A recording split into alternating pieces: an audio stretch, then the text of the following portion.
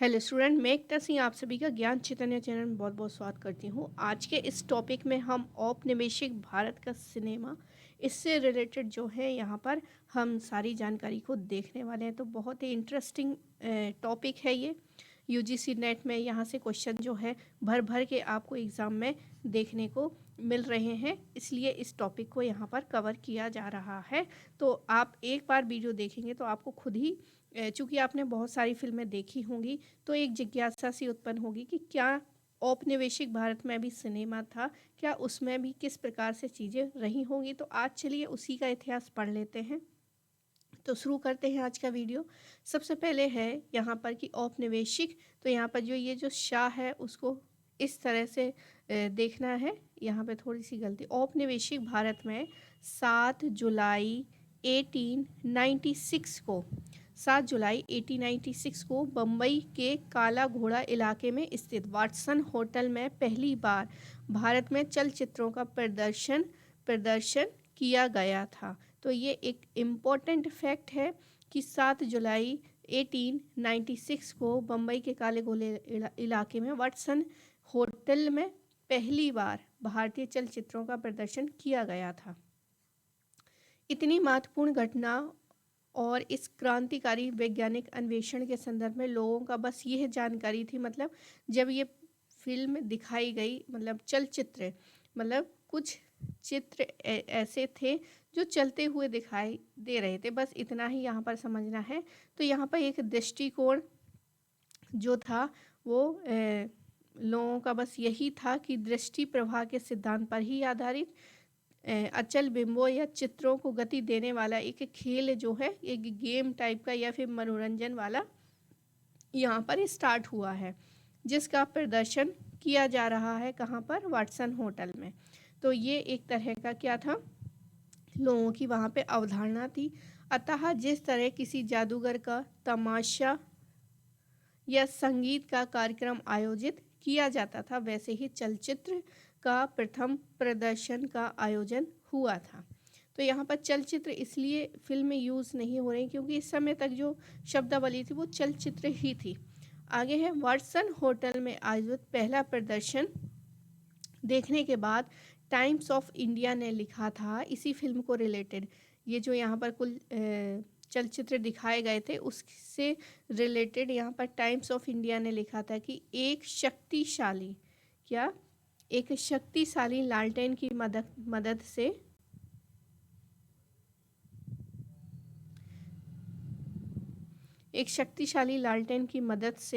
वास्तविक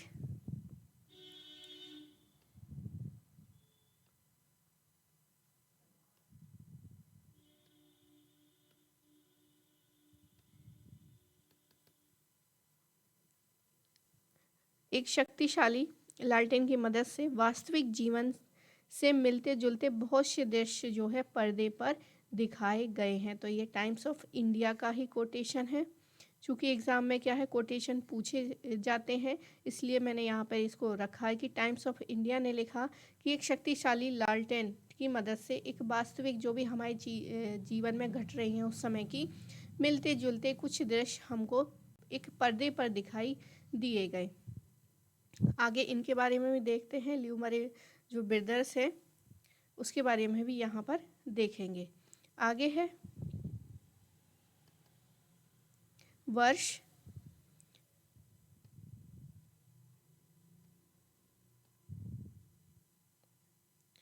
1897 में शुरू में बम्बई के गेयटी थिएटर में स्टीवर्ट का विटोग्राफ यानी सिनेमा मशीन लगाते ही भारत में सिनेमा का विकास शुरू होता है। तो यहाँ एक इम्पोर्टेंट 1897 की बात है। 1897 में एक गेयटी थिएटर में ही जो है स्टीवर्ट का विटोग्राफ लगाते हैं और यहीं से क्या है, सिनेमा का स्टार्ट हो जाता है भारत में। इसमें कितने चित्र थे, तो 14 चित्रों को दिखाया जाता था।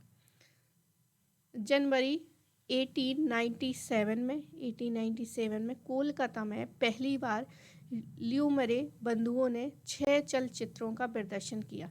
तो ये तो बात हो रही थी यहाँ पर मुंबई में, वहीं 1897 जिस समय यहाँ पर शुरू की गई थी, वहीं मुंबई में कोलकाता में क्या किया गया, कोलकाता में 6 चलचित्रों का प्रदर्शन किया गया। पहली बार किसने, लियो मेरे बंधुओं ने। ये है इनका फोटो यहाँ पर है। आगे दरअसल इस साल जो है जनवरी में ही भारत में France, America, Italy, German, England और डेनमार्क से बड़ी संख्या में चलचित्र आने लगी थी। मतलब जो बाहर है विश्व में, पूरे विश्व में भी किया है इसी तरह की जो है ब्लैक एंड वाइट और बिना बोलने वाले चित्र जो है कुछ चलते हुए दिखाई देते थे। तो ये शुरुआत हो चुकी थी विश्व में। तो यहाँ पर भी यही वही सारी चीज़ें, मतलब वहाँ की जो भी दृश्य हैं दैनिक, वो सब चीज़ें जो है अब भारत में भी आने लग गए थे लोगों को देखने के लिए, मनोरंजन के लिए। विदेशी दिग्दर्शकों द्वारा लाए गए चित्रों का भारत में अन्य बड़े शहरों में भी प्रदर्शन हुआ और हर जगह दर्शकों के प्रति उनके काफ़ी उत्साह देखा गया। इन विदेशी चलचित्रों में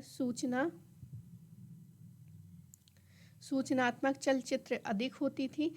तो यहाँ पर क्या है, जो चलचित्र बनाए जाते थे वो फिल्म नहीं थी, वो सिर्फ एक चलचित्र थे, वो भी किस तरह से जिसमें कोई इन्फॉर्मेशन हो। तो यहाँ पर इन्फॉर्मेशन का क्या है, यहाँ पर प्रभाव किया गया, सूचना दी प्रसारित की गई इन चलचित्रों के माध्यम से। चलचित्र शुरू होने से पहले यहाँ पर एक जैसे होता है ना, पहले से बता दिया जाता था, लाउड स्पीकर से मदद से चलचित्र का संक्षिप्त परिचय दर्शकों को दिया जाता था। चलचित्रों के द्वारा ही समाचार और सामाजिक घटनाओं को रिकॉर्ड करने का महत्वपूर्ण कार्य शुरू कर दिया गया था। तो चलचित्र सबसे पहले क्या है, समाचार हुआ करती थी, जो दैनिक रूप से घटित घटनाएं हुआ करती थी उन्हीं को रिकॉर्ड किया करते थे और फिर लोगों में उन चीज़ को दिखाया करते थे। तो ऐसे हमारी जो फिल्में हैं वो यहाँ से शुरुआत होती हैं। समाचार और समसामयिक घटना हुआ करती थी पहले के टाइम में। 1896 की यह घटना एक ऐतिहासिक घटना थी, क्योंकि इस घटना ने त्योहारों मेलों की जगह, तो पहले क्या हुआ करता था 1896 या फिर उससे पहले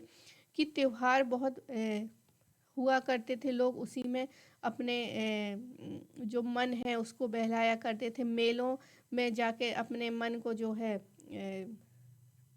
बहलाया करते थे। और इस समय क्या त्योहार मेले बहुत ज़्यादा थे, लेकिन इसी समय क्या है, एक मनोरंजन के लिए क्या किया गया, एक नए उद्योग की शुरुआत हो गई।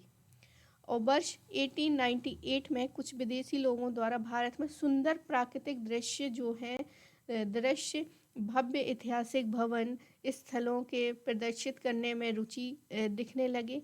एक अज्ञात विदेशी ने तो भारत में सर्वप्रथम एक छोटी चलचित्र करके कोकोनट फेयर बनाई थी।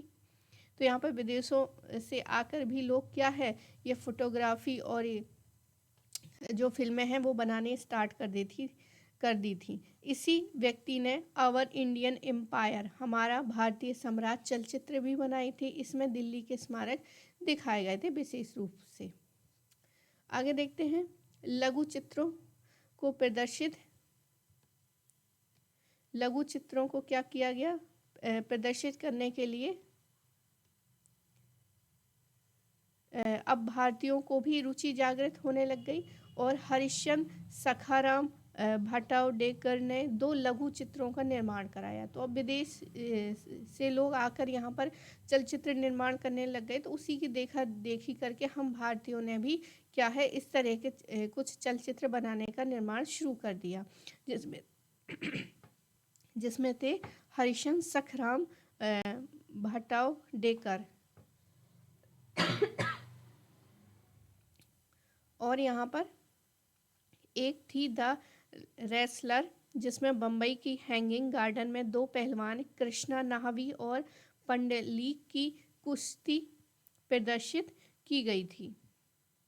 दूसरी चलचित्र में मैन एंड मंकी सर्कस के बंदरों को प्रशिक्षित पर बनाई गई लघु चित्र थी। इन दोनों चलचित्रों को धुलने के लिए क्या है, इंग्लैंड भेजा गया था। मतलब पहले यहाँ पर चलचित्र बनाई जाती थी और हमारे पास मशीन नहीं थी तो विदेशों में भेज दिया जाता था। तो यहाँ से बहुत सारे लोग जाया करते थे, तो इन चीज़ों को वहाँ पर ले जाकर, और फिर जैसे कि ये जो मंकी, मैन एंड मंकी है और द रेसलर, इन सबको कहाँ पर ले जाकर धुलवाया गया? इंग्लैंड में ले जाकर धुलवाया गया। ये तो थी 1900 से पहले की बात। अब हम बात करेंगे 1900 के समय की। तो 1900 में FB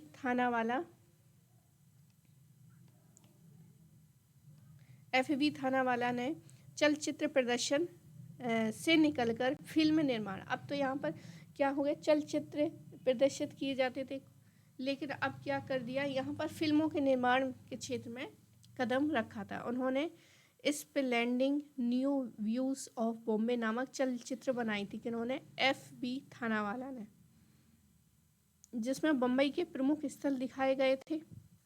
उनके द्वारा निर्मित एक अन्य चलचित्र जो है ताबूत प्रोसेशन में कालबा देवी ने सड़कों से ताजिया निकलने के दृश्य जो है प्रदर्शित किए गए थे। 1902 में बात करें तो इंग्लैंड के सम्राट एडवर्ड सप्तम का राज्याभिषेक हुआ। उस समारोह में 2 चलचित्रें भारत आई थी, वे काफ़ी लोकप्रिय हुई, और जिसमें अलादीन का चिराग जो है प्रमुख थी। लेकिन इसी वर्ष जो है बंगाल में अकाल और प्लेग की चपेट के आने के कारण जो है कम नाटक और चलचित्रों का प्रदर्शन हुआ। और 1930 में हीरालाल सेन और उनके भाइयों के द्वारा स्वयं के चलचित्रों का प्रदर्शन करना आरंभ कर दिया। तो यहाँ पर फिल्में आई, लेकिन वो बहुत ज़्यादा नहीं चली, क्योंकि क्या है, यहाँ पर बंगाल में बहुत ज़्यादा प्लेग फैल गया था। इनका विषय था कि भारतीय जीवन की दृश्यावली था, और इन चलचित्रों में भारतीय इतिहास की घटनाएं, हिंदू पौराणिक गाथाओं के दृश्य और घरेलू जीवन की झांकियां आदि हुआ करती थी। ये तो हो गई हमारी 1903 की बातें। अब हम 1905 की बात करते हैं। यहाँ पर 1905 में के रंगमंच में एक प्रमुख हस्ती JF Madan Elphinstone bioscope company खोली थी 1905 में। इस कंपनी की प्रारंभिक चलचित्रें जो है इतिहास पर आधारित थी, जिसमें से बनी एक लघु चित्र थी the great Bengal partition movement. क्योंकि आपको पता होगा कि बंगाल का यहाँ पर क्या है, पार्टीशन हो गया था, तो इन्होंने एक हिस्टोरिकल मूवी बनाई थी। कि इन्होंने मूवी नहीं, चलचित्र बनाई थी, सॉरी, JF मदान ने the great Bengal partition movement, जिसमें बंगाल के प्रसिद्ध राजनेता सुरेंद्रनाथ सेन द्वारा विरोध प्रदर्शन तथा राजनीतिक सभाओं व जुलूसों का चित्रण था। हीरालाल सेन ने भी एक लघु चित्र हावड़ा ब्रिज बनाया, जिसमें हावड़ा ब्रिज का खुलना और बंद होना दिखाया गया था, जो इन दिनों कलकत्ता का दैनिक दृश्य हुआ करता था। तो ये हो गई 1905 की समय की कुछ घटनाएं। अब 1910 में भारतीय प्रेस एक्ट जो है पास कर समाचार पत्रों की स्वतंत्रता का यहाँ पर हनन कर दिया। अब जब हनन कर दिया तो ये जो चलचित्र बन रही हैं इस पर भी क्या है, कुछ कार्यवाही होगी। तो उसको हम आगे देखते हैं। आगे है कि 1911 में राजद्रोह सभा अधिनियम द्वारा सरकार के खिलाफ सभाएं करने पर कड़ी सजा का प्रावधान रख दिया गया। और 1910 में बम्बई के अमेरिका इंडियन पिक्चर पैलेस में दादा साहब फाल्के के द्वारा the life of Christ movie जो है देखी गई। किसके द्वारा? दादा साहब फाल्के जी के द्वारा द लाइफ ऑफ क्राइस्ट चलचित्र देखी थी, और वे इस चलचित्र से काफ़ी प्रभावित हुए। तभी से वे विश्लेषण करते रहे कि ऐसी चलचित्र क्या है, भारत में भी हमको बनानी चाहिए, लेकिन भारतीय चरित्रों को लेके, भारतीय परिवेश में बनाई जा सकती है। वो है ईसा की जगह भगवान कृष्ण अन्य हिंदू देवताओं की कल्पना करने लगे। और 3 मार्च 1913 में प्रथम भारतीय चलचित्र जो है राजा हरिश्चंद्र का निर्माण निर्देशक ढूंढीराज, जो कि उनका वास्तविक नाम था, जो बाद में दादा साहब फाल्के के नाम से फेमस होते हैं, ढूंढीराज गोविंद फाल्के ने किया था। ये सबसे इम्पोर्टेंट फैक्ट है 3 मई 1913 में। आगे बात करते हैं। दादा साहब फाल्के की इस समय पुराण आधारित अन्य चलचित्रें भी थीं, जो कि पुराणों पर, मतलब जैसे बताया ना उन्होंने, Christ, Isa Masih, the life of Christ देखी थी, तो उन्होंने भी सोचा कि हम भी अपने हिंदू पौराणिक जो भी है उन्हीं से संबंधित चलचित्र यहाँ पर निर्माण करेंगे। तो यहाँ पर कुछ चलचित्र मिलती हैं, जैसे भस्मासुर मोहिनी और सरस्वती। कोहिनूर चलचित्र कंपनी की चलचित्र सती अनुसुईया भी पौराणिकता पर आधारित थी। पौराणिकता पर कई वर्षों तक चलचित्रों का निर्माण के बाद चलचित्र जो है निर्माण अन्य स्रोतों की ओर मुड़ना प्रारंभ कर दिए और ऐतिहासिक चलचित्रों का निर्माण होने लगा। इस समय चलचित्रों ने ऐसी चरित्रों को उठाया, मतलब यहाँ पर जो चलचित्र निर्माण हुई उसमें कुछ ऐसे उन्होंने चीज़ें उठाई, चूँकि यहाँ पर राष्ट्रीय आंदोलन भी चल रहे थे, तो उनका सबका प्रभाव हमको यहाँ जब चलचित्र बनती हैं तो उनमें हमको देखने को मिलता है। तो यहाँ इनके गुण का असर हम इस देश की आम जनता मानस पर पड़े, साथ ही भारत के अतीत गौरव को भी दोहराया जा सके। लेकिन राष्ट्रीय आंदोलन के एक हथियार के रूप में सिनेमा का उपयोग इतना आसान नहीं था। सरकार ने सिनेमा पर भी सेंसर नीति क्या कर दी थी, लागू कर दी थी। अब यहाँ पर भक्ति विधुर है।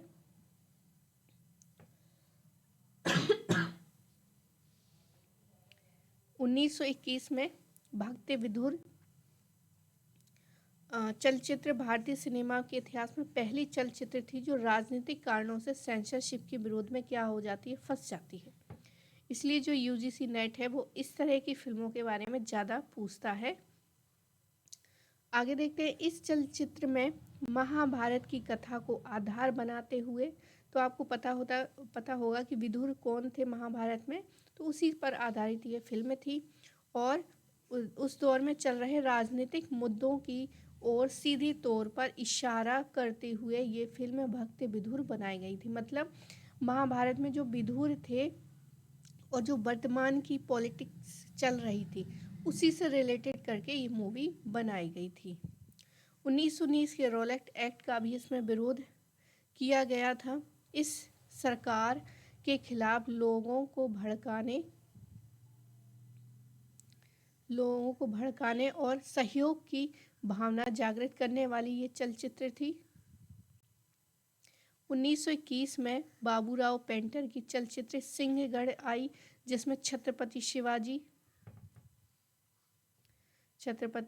शिवाजी और उनके वीर सेनानियों के जीवन पर आधारित थी। विदेशी वस्त्रों की होली नामक एक चलचित्र बनाई गई, जिसमें महात्मा गांधी पहली बार सामयिक चित्र में दिखाए गए। यह चलचित्र लोकमान्य तिलक की पहली पुण्यतिथि पर उन्हें श्रद्धांजलि देने के लिए बनाई गई थी। कौन सी? विदेशी वस्त्रों की होली। इसमें तिलक की अंतिम यात्रा दिखाई गई, जिसके अतिरिक्त विदेशी वस्त्रों की होली की ऐतिहासिक घटना को विस्तार से प्रदर्शित किया गया था। जैसे कि गली मोहल्लों से विदेशी कपड़ों की क्या है, होली जो है विदेशी वस्त्रों को जमा कर मदन मोहन मालवीय, गांधी जी, सरोजनी नायडू, मौलाना शौकत अली, मोहम्मद अली ने रामबाग स्थित खादी प्रदर्शनी पर एकत्रित हो गए। यहाँ से उन सभी का एल्फिंस्टन कॉलेज के नज़दीक जो है मैदान की ओर बढ़ना, गांधी जी के द्वारा विदेशी कपड़ों के ढेर में आग लगाना, जनता के द्वारा जय जयकार करना आदि, इन सभी घटनाओं को एक अमेरिकन व्यक्ति जेंसी ने प्रदर्शित किया था। चलचित्र में निर्माता का नाम नहीं दिया गया था। ये बॉम्बे के 2 थिएटर ग्लाजोब और वेस्ट एंड में 2 सप्ताह तक चली थी। तो ये एक ऐसी फिल्म थी जिसमें निर्माता का नाम नहीं दिया गया था, लेकिन फिर भी ये ये इन सभी चीज़ों को, क्योंकि स्टार्टिंग में जो है चलचित्र किस में सूचना और इन्फॉर्मेशन लोगों तक पहुंचाने, यही उनका कार्य था। तो इन्हीं उद्देश्यों की पूर्ति करने के लिए चलचित्र बनाई जाती थी। अब हम बात करेंगे 1924 की। तो 1924 में बाबूराव पेंटर ने दो ऐतिहासिक चलचित्रों का निर्माण कराया, जो है कल्याण खजीनी और शिवाजी की वीरता और उदारता का प्रदर्शन था। और दूसरी उनकी थी पद्मिनी। सती पद्मिनी ने चित्तौड़ की सुंदर राजपूत महारानी की कथा दिखाई गई। इस वर्ष जो है महात्मा गांधी की गतिविधियों पर भी अनेक लघु चित्रों का निर्माण किया गया, जैसे कि महात्मा का चमत्कार, महात्मा एट जूहू। इसके अलावा अन्य ऐतिहासिक चलचित्रों का निर्माण हुआ, जैसे सिंहगढ़, नूरजहां, भगवान बुद्ध, चंद्रगुप्त और महात्मा चाणक्य, रजिया बेगम, शाहजहां, देवी अहिल्याबाई, मेवाड़पति बप्पा रावल, राजा हमीर, राणा प्रताप, अशोक, सम्राट अशोक, पंजाब केसरी, सिराजुद्दौला, जहांगीर का न्याय, पृथ्वीराज संयुक्ता इत्यादि। तो ये था कुछ औपनिवेशिक भारत में बनने वाली कुछ ऐतिहासिक फिल्में, जो कि इतिहास की घटनाओं को बताती थी। अब यहाँ पर 6 अक्टूबर 1927 को विश्व की पहली बोलती फिल्म बनती है। कौन सी? The jaw singer. पहली, ये इम्पोर्टेंट फैक्ट है, फर्स्ट फिल्म जो है ये बनती है विश्व की, जो कि जिसमें आवाज़ भी थी। अभी तक तो सिर्फ हम चित्र देखकर ही खुश हुआ करते थे, लेकिन अब 1927 में, 6 अक्टूबर 1927 में विश्व में पहली बोलती फिल्म द जॉ सिंगर का निर्माण किया गया। इसी समय भारत में मदन थिएटर और इम्पीरियल कंपनी लगातार इस कोशिश में जुटी हुई थी कि हम भी इसी तरह एक बोलती फिल्म का निर्माण करें, और जिसमें ध्वनि हो, संवाद भी हो, ताकि लोग पर्दे पर देखने की बजाय सीधे कलाकार के मुंह से आवाज़ भी सुन सकें। और उन कोशिशों में कामयाबी किसने पाई? अरशद ईरानी ने। तो ये इम्पोर्टेंट फैक्ट है, क्योंकि यहाँ पर हमारी शुरू होने वाली है एक फिल्म जो कि होगी बोलने वाली, जो कि जिसके डायरेक्टर कौन थे? अरशद ईरानी। 1931 में देश की पहली सवाक मतलब बोलने वाली चलचित्र आलम आरा का बनाकर भारतीय सिनेमा को एक नए और स्वर्णिम युग की दहलीज पर लाके खड़ा कर दिया अरशद ईरानी जी ने। 14 मार्च 1931 के दिन बॉम्बे के मैजेस्टिक सिनेमा घर में आलम आरा का पहला प्रदर्शन किया गया। तो बहुत इम्पोर्टेंट है। सबसे पहले कहाँ पर? तो 14 मार्च 1931 के दिन बॉम्बे में ही मैजेस्टिक सिनेमा घर में आलम आरा का प्रदर्शन किया गया। आलम आरा ने न सिर्फ सिनेमा को आवाज़ दी, बल्कि इसमें क्या थे? गीत भी थे और संगीत भी थे। तो ये तो एक बहुत ही अच्छा एक गुलदस्ता के रूप में हमको देखने को मिलता है उस समय।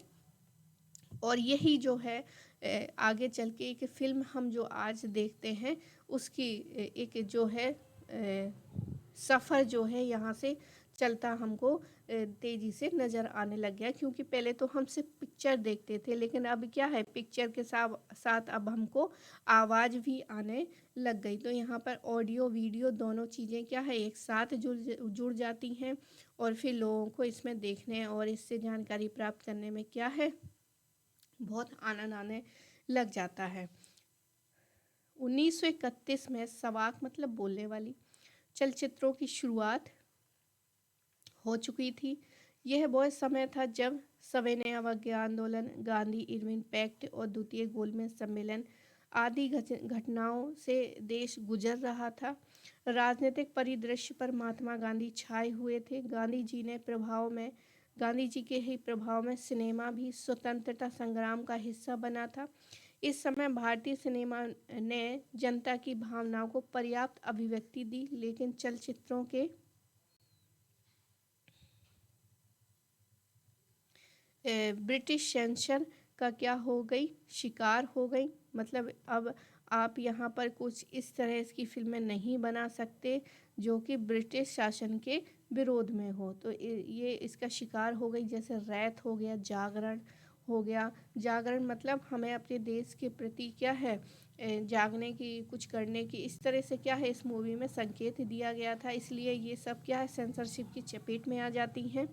इस समय क्या है चलचित्र निर्माता सामाजिक सुधार से संबंधित चलचित्रों का निर्माण करने के लिए अग्रसर हुआ। जब ऐतिहासिक मूवी नहीं बनाई जाएंगी, वर्तमान मुद्दा नहीं लिया जाएगा, तो अब सिनेमा का जो रुख है वो किस तरफ मुड़ जाएगा, सामाजिक सुधार की तरफ मुड़ जाएगा, ताकि सेंसर जो है चलचित्रों का बचाव और दर्शकों में सामाजिक चेतना लाने का प्रयास कर सके। इस तरह भारतीय सिनेमा समाज की कुरीतियों और बुराइयों को दूर करने में भी महत्वपूर्ण भूमिका अपनी ओर से निभाई। आगे देखते हैं। एक यहाँ पर लेखक हैं असीम चक्रवर्ती। उन्होंने लिखा है कि 1933 में गांधी जी पर कई चलचित्रों का निर्माण किया गया। इन सभी फिल्मों में गांधी जी की तत्कालीन गतिविधियों का सुंदर ढंग से प्रस्तुत किया गया था। ये सभी फिल्में दिल्ली में अपनी नियमित फिल्मों के बाद दिखाई जानी तय थी, लेकिन औपनिवेशवाद ने इन सभी फिल्मों पर क्या लगा दी, पाबंदी लगा दी, उनको जब्त कर लिया गया। तो अब इस तरह की समसामयिक घटना पर आधारित अब फिल्में बनाना क्या है, आसान काम नहीं था।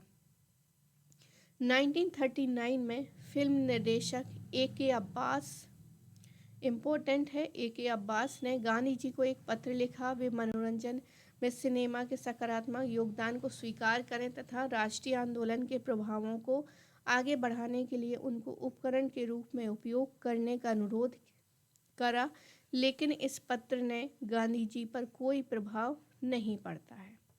मतलब उन्होंने सिनेमा का साथ नहीं दिया गांधी जी ने। इस तरह से यहाँ पर ये जो है यहाँ पर प्रयास करते हुए दिखते हैं। गांधी जी ने अपने जीवन काल में सिर्फ और सिर्फ एक ही फिल्म देखी, रामराज्य, जो कि 1943 में प्रदर्शित हुई थी, रामराज्य। तो ये भी इम्पोर्टेंट एक फैक्ट है। आगे देखते हैं। जितने भी इम्पोर्टेंट फैक्ट हैं, और मैं कह रही हूँ कि ये बहुत ही इम्पोर्टेंट है, तो आप उसको बिल्कुल एक कॉपी पे लिखते जाइए, अपने नोट्स बना लीजिए, क्योंकि जो आगे आने वाला यूजीसी नेट है निश्चित रूप से आपको यहाँ से क्वेश्चन जो है 100% जो है आपको देखने को मिलेगा। आगे देखते हैं। इन सभी के बावजूद चलचित्रकार गांधी जी के विचारों से हमेशा जो है प्रभावित रहे, उन्हीं के विचारों को चलचित्र में दिखाने का प्रयास करते नजर आती है हमारी सिनेमा। अब 1940 तक के दशकों में हिंदी सिनेमा में ऐसी चलचित्र बनाए गए जिसमें ज्वलंत समस्याओं को न केवल प्रस्तुत किया गया बल्कि उनके हल भी सुझाव, मतलब समस्या बताई गई और उनके हल भी सुझाए गए। इस तरह का सिनेमा बनने लग गया।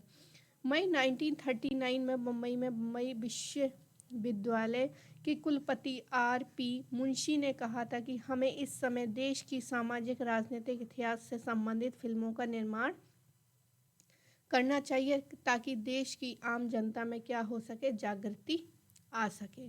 अब यहाँ पर एक हरिजन जो है छुआछूत की एक समस्या बनी हुई थी। 31 के समय काफ़ी जो है मुद्दा उठा था इस चीज़ का। गांधी जी ने भी पत्रिका निकाली थी।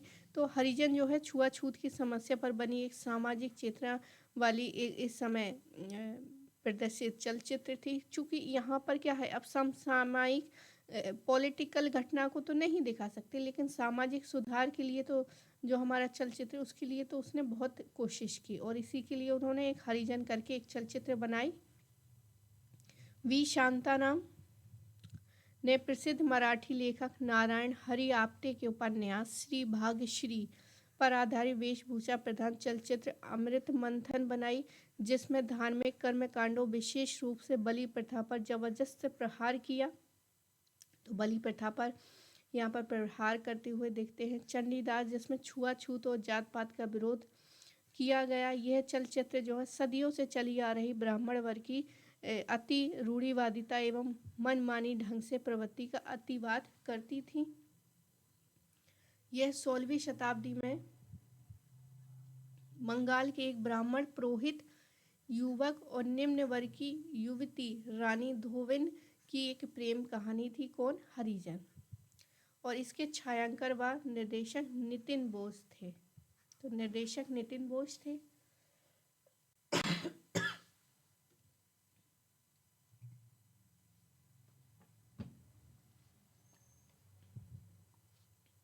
तो हरिजन मूवी बनाई गई जिसके निर्देशक नितिन बोस थे। एक यहाँ पर अछूत कन्या बनाई गई, इसको भी देखते हैं। अछूत कन्या एक ब्राह्मण लड़के और हरिजन लड़की के प्रेम की कहानियाँ थीं।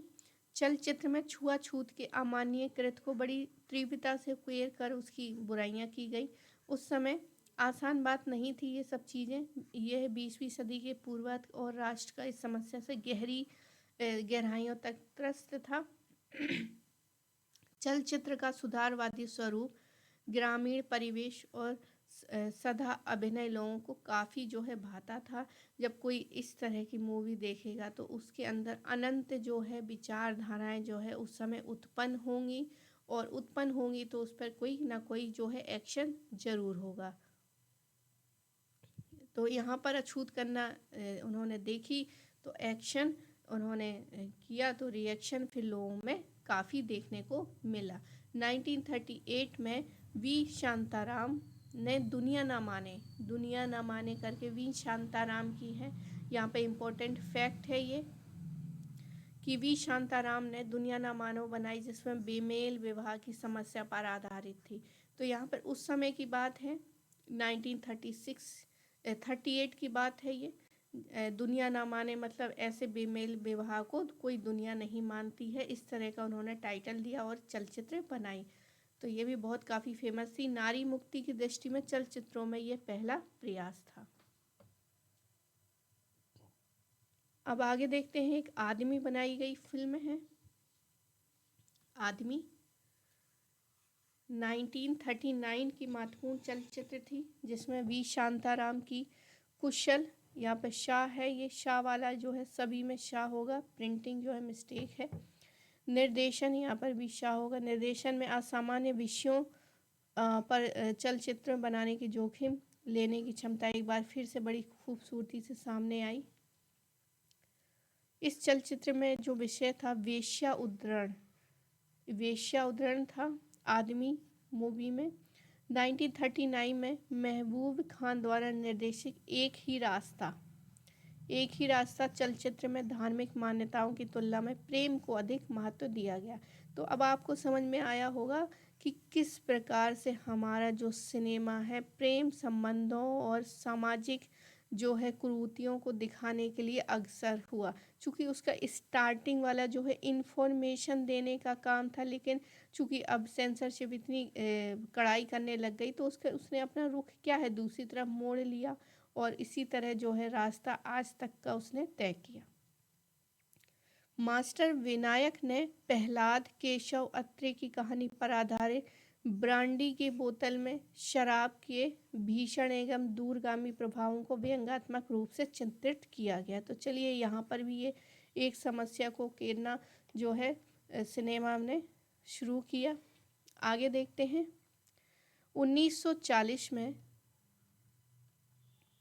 1940 में नेशनल स्टूडियो के बैनर तले निर्देशक जो है महबूब ने यादगार चलचित्रों का निर्माण किया। इसमें उनकी एक औरत थी, यह एक बहादुर किसान औरत की कहानी है जो पति के चले जाने के बाद जो है औरत मतलब वही जो हम मदर इंडिया वाली मूवी में देखते हैं वही वाली स्टोरी थी। फिर बाद में मदर इंडिया जो है उसमें भी यही कहानी जो है अलग तरीके से दिखाई देती है। यहाँ पर क्या है, उसके पति की मृत्यु मतलब चले जाने पर, मृत्यु नहीं चला गए थे, और अपने बच्चों का पालन पोषण करती है और अपनी स्वतंत्र अस्मिता बनाए रखती है।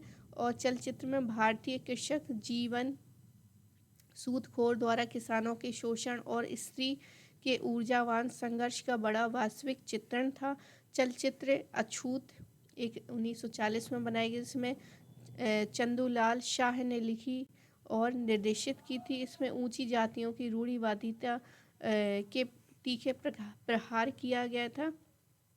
निर्देशक ने स्पष्ट किया कि हरिजन समस्या का हल जो है धर्म परिवर्तन नहीं बल्कि उसके अधिकारों के लिए संघर्ष करने में तथा सबको व्यवहार में समान समझने में था। इस तरह यह चलचित्र जो है गांधी जी के हरिजन उद्धार आंदोलन के भी समर्थक बनती हैं। आगे देखते हैं। अब 1942 से लेकर 1947 का जो समय है, यहाँ पर जो गतिविधियाँ हैं, चूँकि हमको याद रखना जब भी हम सिनेमा का औपनिवेशिक भारत का देखें या फिर उसके बाद का देखें स्वतंत्र भारत का, तो हमेशा हमको सिनेमा का हमको जो उस समय का टाइम पीरियड है उसको याद करके रखना है कि उस समय जो ये फिल्में बन रही हैं तो उस समय की समाज किस प्रकार से रहा होगा। जैसा समाज होगा वैसी ही फिल्में क्या है बनने पर जो है निर्भर थी। 1942 में और 1947 में भारतीय स्वतंत्रता संग्राम और विभाजन की गतिविधियां क्या आगे तेजी से बढ़ रहा था। इसी दौर में सिनेमा जो है यथार्थ हो गया। यथार्थ और कल्पना के समन्वय करने का प्रयास करता है। कौन? सिनेमा। वी शांताराम ने पड़ोसी का निर्माण किया। पड़ोसी, अब आप समझ ही सकते हैं कि 1941 में पड़ोसी बन रहा है तो कोई घर के पास रहने वाला पड़ोसी नहीं है। ये एक दो समुदाय या फिर सांप्रदायिक से रिलेटेड थी ये मूवी। सांप्रदायिक एकता पर बनी यह चलचित्र जो है दो सरल हृदय पड़ोसियों जिसमें से एक हिंदू होता है और एक मुसलमान, तो सीधा का सीधा इसका संबंध जो है पार्टीशन से रिलेटेड था। एक दूसरे के सुख दुख में काम आने वाले पड़ोसियों के बीच स्वार्थी लोग गलतफहमी और द्वेष उत्पन्न कर देते हैं। इस चलचित्र में प्रेमी प्रेमिका सामाजिक रूढ़िवादिता के शिकार होते हैं। दोनों का विवाह अनजाने व्यक्तियों से हो जाता है लेकिन वे अपनी शारीरिक दृढ़ता बनाए रखते हैं। अनेक नाटकीय घटनाओं के बाद दोनों के घर वालों की आंखें खुलती हैं, तब उनकी अपनी सोच पर अफसोस होता है। और 1945 में न्यू थिएटर ने हमराही चलचित्र का निर्माण करा और यह चलचित्र जो है गरीबी और अमीरी, पूंजीपति और मजदूरों के बीच संघर्ष का प्रभावी चित्रित करते हुए समाज के व्याप्त घोर असमानता के खिलाफ चेतना पैदा करती है। कौन सा? गरीबी और अमीरी। ये पहली चलचित्र थी जिसमें शोषक और शोषित का द्वंद्व साफ होकर उभरा था। ज्योतिर्मय राय की कथा पर आधारित तथा बिनता बोस और राधा मोहन अभिनीत इस चलचित्र के गीतों में टैगोर का जनगण मन भी था जो भारत के राष्ट्रीय गान बनता है। तो यहाँ पर इम्पोर्टेंट बात यह है कि जनगण मन को भी लिया गया हमने अपनी चलचित्रों के माध्यम से। तो सबसे पहले जो लिया गया ज्योतिर्मय राय की कथा पर आधारित बिनता बोस की एक चलचित्र बनी जिसमें टैगोर का जनगण मन लिया गया। आगे देखते हैं। अब द्वितीय विश्व युद्ध के बाद पूरी दुनिया में काफ़ी परिवर्तन हुए। 1946 में आर्थिक, राजनीतिक और सांस्कृतिक समीकरण बहुत अधिक बदल गए थे। भारत पर भी युद्ध का जबरदस्त प्रभाव पड़ा था। हजारों भारतीय सैनिकों को युद्ध क्षेत्र में जबरन भेज दिया गया था। भारत में उत्पादित अनेक वस्तुएं युद्ध क्षेत्र में सैनिकों के उपभोग के लिए भेजी जा रही थी। इससे देश में आवश्यक वस्तुओं का अभाव हुआ जिससे देश में सामाजिक और नैतिक मूल्यों का जबरदस्त जो आघात पहुंचा। 1947 में देश विभाजन से लाखों लोगों के उजड़ने और पुनः बसने की प्रक्रिया ने भी इन मूल्यों के टूटन को और भी तीव्र कर दिया था। आज़ादी के साथ देश के विभाजन से अनेक प्रतिभाशाली कलाकार, फिल्मकार, संगीतकार, गीतकार और गायक तकनीशियन भारत छोड़कर कहाँ चले गए थे? पाकिस्तान चले गए थे, जिसमें नूरजहां, खुर्शीद बानो, रेणुका देवी, शाहनवाज जैसे कलाकार, गुलाम हैदर, खुर्शीद, अनवर, रफ़ीक, गजनबी, ये सारे नाम जो हैं आपको मिले होंगे जो कि गीत गाने वाले थे और जो कि यहाँ से चले गए थे। तो जब पार्टीशन हुआ तो सिर्फ और सिर्फ यहाँ पर हमको लोगों में ही यहाँ पर कठिनाइयाँ नहीं हुई, बल्कि हर क्षेत्र में यहाँ पर काफ़ी कठिनाइयाँ हुई। तो यहाँ पर सिनेमा में भी बहुत सारे लोग ऐसे थे जो भारत को छोड़ के चले गए थे। इस समय लघु वृत्त, डॉक्यूमेंट्री चलचित्रों का कोई आधिकारिक संगठन नहीं था जो आज़ादी की सभी ऐतिहासिक घटनाओं और महत्वपूर्ण अवसरों को रिकॉर्ड कर सकता था। भारतीय सूचना चलचित्र the information film of India को बंद कर दिया गया था। 2 नवगठित राष्ट्रों के बीच प्रतिभा का विघटन क्या हो गया, शुरू हो गया। जहां कुछ प्रतिभा का विघटन खो दिया था तो वहीं नई प्रतिभाओं को प्राप्त किया गया था। राष्ट्रीय पुरस्कार विजेता फिल्म समीक्षक और इतिहासकार रफ़ीक बगदादी बताते हैं कि यह वह साल था जिसमें राज कपूर, मधुबाला जैसे कलाकार भारत आए थे। तो कुछ गया कुछ आया, यही क्या है, जीवन है, और यही चलचित्रों में हमको देखने को मिलता है। इस तरह के दौर में अब जो है बन रही चलचित्र आदर्शवाद से प्रेरित थी। सिनेमा ने आगे बढ़कर समाज में क्या है अपनी भूमिका निभाना जो है शुरू कर दिया।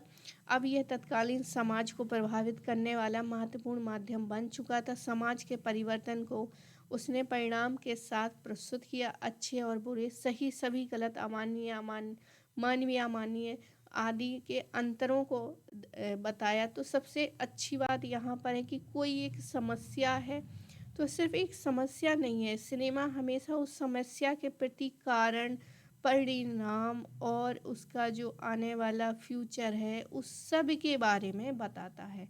तो एक किस्म से एक पूरा एक कहानी जो है गढ़ता है शुरू से लेके अंत तक और हमको बहुत अच्छे से समझाने की कोशिश करता है। तो एक सुधारवादी आंदोलन की उसने एक भूमिका निभाई। समाज सुधार में स्वाधीनता संग्राम तक स्वयं को उसने जोड़ कर रखा, चाहे वो जैसे भी हो, पर उसने हमेशा जोड़ के रखा है। इस दौर में सिनेमा ने अपनी एक विश्वसनीय और आवश्यकताकारी भूमिका बनाई हुई थी। वह लोक जीवन का दर्पण भी था और उसमें प्रत्यक्ष संवाद स्थापित करने में सामर्थ्य भी था। तो ये था कुछ औपनिवेशिक भारत में सिनेमा का इतिहास। तो आई होप आपको ये वीडियो जो है बहुत पसंद आया होगा। पसंद आया तो प्लीज़ लाइक करें, शेयर करें, सब्सक्राइब करें। मिलते हैं एक और वीडियो के साथ। पूरा वीडियो देखने के लिए आप सभी का बहुत बहुत धन्यवाद।